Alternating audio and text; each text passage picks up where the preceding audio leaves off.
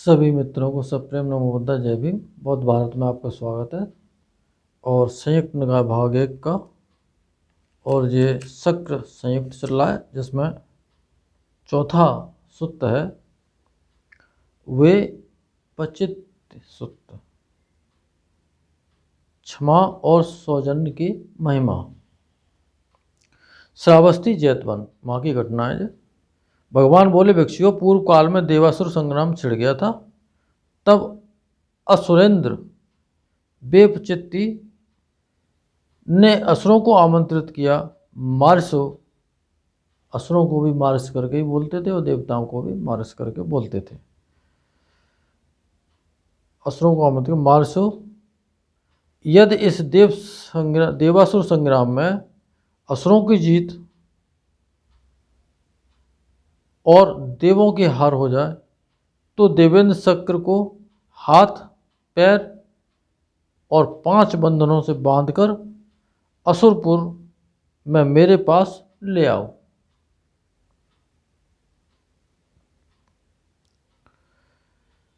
असुरों के कोई मुखिया, उनको असुरेंद्र बोला गया है, उनने ऐसा उनको आदेश दिया कि वो जो देवेंद्र जो चक्र थे, देवेंद्र चक्र, उनको बांध के ले आओ इधर। भिक्षुओं, देवेंद्र चक्र ने भी तीर्थंश लोक के देवों को आमंत्रित किया। मार्सो, यदि इस देवासुर संग्राम में देवों की जीत और असुरों की हार हो जाए तो असुरेंद्र वेपचित्त को 5 बंधनों से बांधकर सुधर्मा सभा में मेरे पास ले आओ। भिक्षुओं, उस संग्राम में देवों की जीत और असुरों की हार हुई। भिक्षुओं, तब देवों ने असुरेंद्र वेपचित्त को गले में 5 बंधन डाल सुधर्मा सभा में देवेंद्र चक्र के पास ले जाया। वो ले आई। भिक्षुओं, वेपचित्त असुरेंद्र गले में 5वें बंधन से बंधे रह देवेंद्र चक्र की सुधर्मा सभा में बैठते और वहाँ से निकलते समय असभ्य रुखे वचनों से गालियाँ देता था। तब भिक्षुओं, मातल संग्राहक ने देवेंद्र चक्र को गाथा में कहा, हे चक्र, क्या आपको डर लगता है? क्या अपने को कमजोर देखकर सह रहे हैं? अपने सामने ही वेपचित्त के इन कड़े कड़े शब्दों को सुनकर भी। तो चक्र बोलते हैं, न भय से और न कमजोरी से मैं वेपचित्त की बातें सह रहा हूँ। जैसे मेरे जैसा कोई विज्ञ ऐसे मूर्ख से क्या मुंह लगाते जाए, यानी कि मूर्ख आदमी के मुंह नहीं लगना चाहिए, ऐसा यहाँ पर संदेश मिलता है। तो मातल बोलते हैं, मूर्ख और भी बढ़ जाते हैं यदि उन्हें दबा देने वाला कोई नहीं होता। इसलिए अच्छी तरह दंड दे, धीर मूर्ख को रोक दे। शक्र ने कहा, मूर्ख को रोकने का मैं यही सबसे अच्छा उपाय समझता हूँ, जो दूसरों को गुस्सा या जान स्मृतिवान रहे, शांत रहे, यानी कि अपने आप को समता में स्थापित किए रहे। तो मातल बोलते हैं, हे वासव, आपका यह सह लेना मैं बुरा समझता हूँ, क्योंकि मूर्ख इससे समझने लग जाएगा कि मेरे भय ही से ये सह रहे हैं। मूर्ख और भी चढ़ता जाता है, जैसे बैल भाग जाने वाले पर।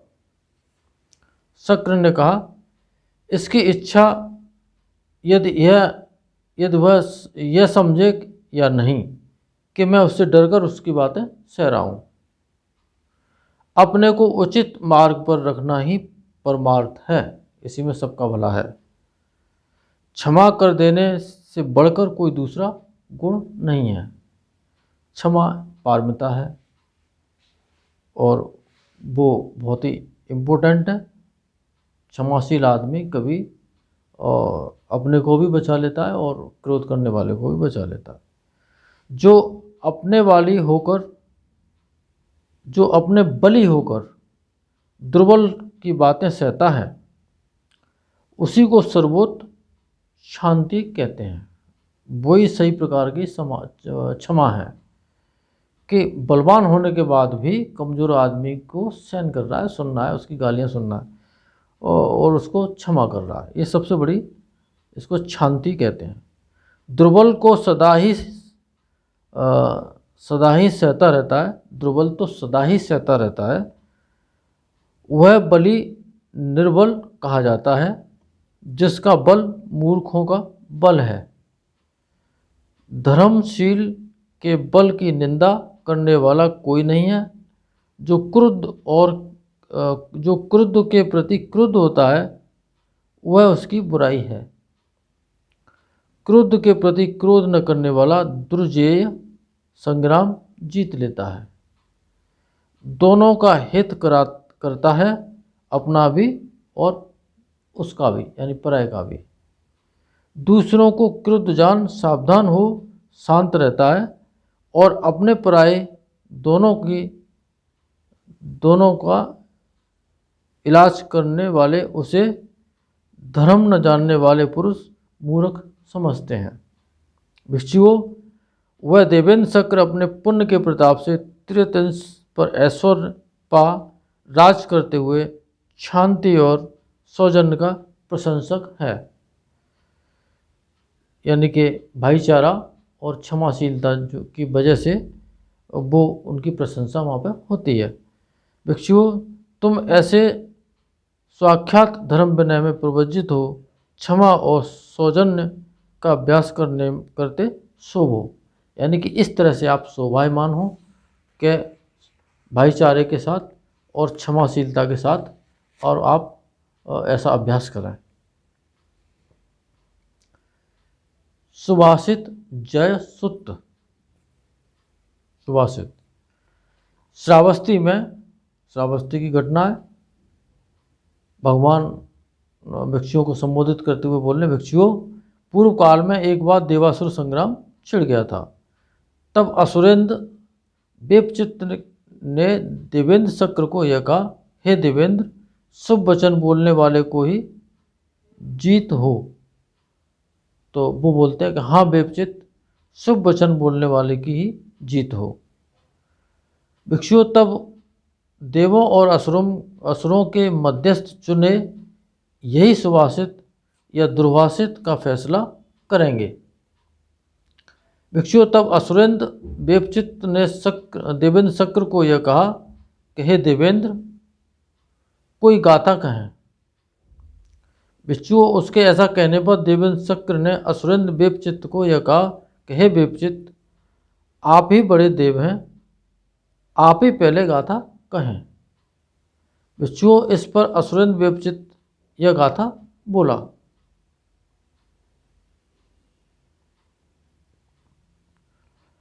मूर्ख और भी बढ़ जाते हैं यदि उन्हें दबा देने वाला कोई नहीं होता। इसलिए अच्छी तरह दंड दे, धीर मूर्ख को रोक दे। भिक्षुओं, असुरेंद्र वेपचित्त के यह गाथा कहने पर असुरों ने उसका अनुमोदन किया, किंतु देव सब चुपचाप रहे। यानी कि वो उसकी जो असुरेंद्र वेपचित्त की जो पार्टी असुरों की थी, वो तो अपने जो सीनियर है, उनका जो राजा है, उसकी तो वो प्रशंसा करेंगे ही, लेकिन देवता चुपचाप रहे। भिक्षुओं, तब असुरेंद्र वेपचित्त ने देवेंद्र शक्र को कहा, कहे देवेंद्र, अब आप कोई गाथा कहें।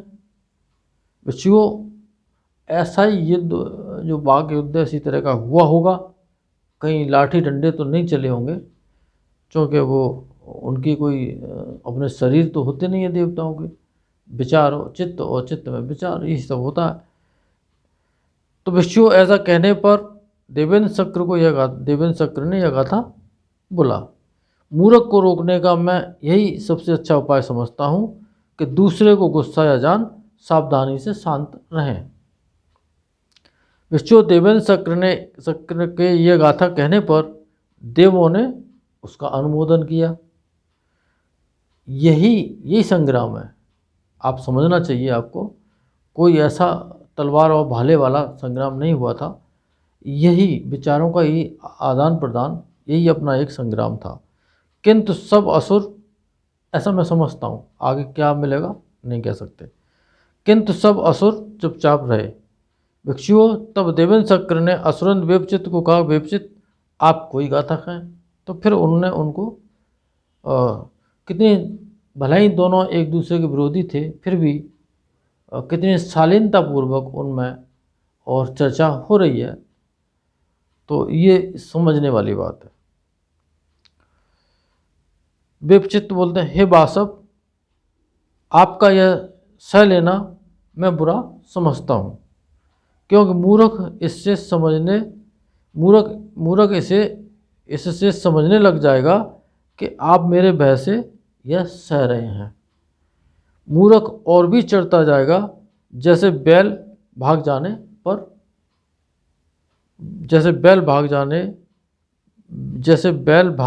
जाने पर वो परेशानी होती है वो। भिक्षुओं, असुरेन वेपचित के यह गाथा कहने पर असुरों ने उसका अनुमोदन किया, किंतु देव चुप रहे। भिक्षुओं, तब असुरेन वेपचित ने देवेंद्र शक्र को कहा, हे देवेंद्र, अब आप कोई गाथा कहें। भिक्षुओं, उसके ऐसा कहने पर देवेंद्र शक्र ने इन गाथाओं को कहा। उसकी इच्छा यदि यह समझो या नहीं, ये पहले चर्चा आ चुकी है, उसी चर्चा उसको उन्होंने वहाँ पर कही है। भिक्षुओं, देवेंद्र शक्र के गाथाएं कहने पर देवों ने उसका अनुमोदन किया, किंतु असुरों चुपचाप रहे। भिक्षुओं, तब देवों और असुरों के मध्यस्थ यह फैसला दिया। वेपचित असुरेंद्र ने जो गाथाएं कहीं सो धर पकड़ और मार की बातें हैं, झगड़ा और तकरार बढ़ाने वाली हैं। और देवेंद्र शक्र ने जो गाथाएं कहीं वो धरपकड़ और मार की बातें नहीं हैं, झगड़ा और तकरार बढ़ाने वाली नहीं हैं, उनको सुलझाने वाली हैं, उनको शांत करने वाली हैं। देवेंद्र शक्र की सुभाषित से जीत हुई। भिक्षुओं, इस तरह से देवेंद्र शक्र की सुभाषित से जीत हुई थी, यानी कि अगर किसी के साथ विवाद है और आप समता में रहें, स्थिरतापूर्वक सुने और बेहतरीन शब्दों में, मीठी शब्दों में मुस्कुराते हुए उसके क्रोधी के सामने और अपनी बात रखें, जिसे चार आदमी सही ठहराएं, तो वो सुभाषित वाणी से और आपकी जीत हो ही जाएगी। क्योंकि क्रोधी पर क्रोध करने से जीत नहीं, और आफतें बढ़ती हैं, तकरार बढ़ती हैं, आगे चल कर के बहुत कुछ हो सकता है, खून खराबा हो सकता है। तो ये सारी चीज़ें हमें यहाँ से सीखने को मिलती हैं। एक सूत्र और लेते हैं, कुलाबक सूत्र, धर्म से शक्र की विजय। श्रावस्ती में घटना श्रावस्ती किया और भगवान ने भिक्षुओं को संबोधित करते हुए कहा, भिक्षुओं, पूर्व काल में एक बार देवासुर संग्राम छिड़ गया था। भिक्षुओं, उस संग्राम में असुरों की जीत और देवों की हार हुई थी। भिक्षुओं, हार खाकर देव उत्तर की ओर भाग चले और असुरों ने उनका पीछा किया। भिक्षुओं, तब देवेंद्र शक्र मातल संग्राहक से गाथा में बोला, हे मातल, सेमर वृक्ष में लगे घोंसले रथ के धुरे से कहीं नुच न जाए।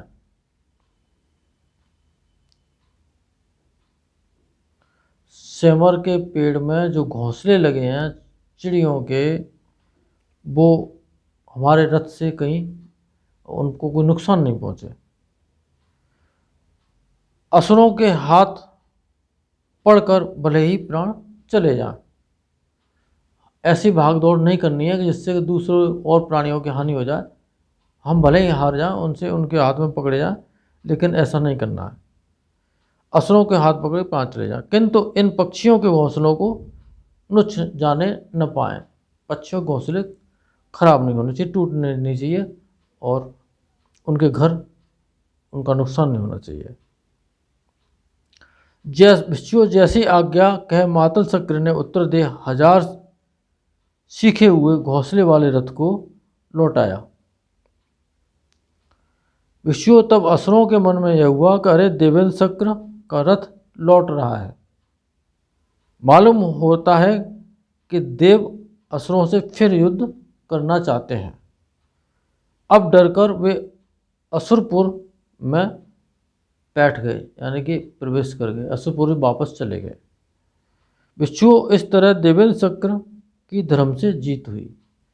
देखिए वहाँ उन्होंने बहुत से प्राणियों को नुकसान न पहुँचे, इस वजह से अपने रथों को पीछे ले लिया, क्योंकि आगे सेमल के पेड़ होंगे और सेमल के पेड़ों पर बहुत सारे चिड़ियों के घोंसले होंगे। अगर वह रथ वहाँ से गुजरता तो वो सारे घोंसले नष्ट हो जाते और बहुत से प्राणी उसमें, उनके बच्चे, अंडे, जो भी कुछ होते सब नष्ट हो जाते। तो उन्होंने, उनको दया आई और उन्होंने कहा रथ को पीछे ले लो, चाहे भले ही हमें प्राण क्यों त्यागने पड़े। और इस रथ पीछे चलने की वजह से और असुर डर गए और वो असुरपुर में प्रवेश करके चले गए और वहाँ पर उनकी जीत हो गई, देवेंद्र शक्र की धर्म से जीत हुई। तो इन सत्य वचनों से आप सबका मंगल हो, भला हो, कल्याण हो, संसार के सारे प्राणी सुखी हों। साधु साधु साधु।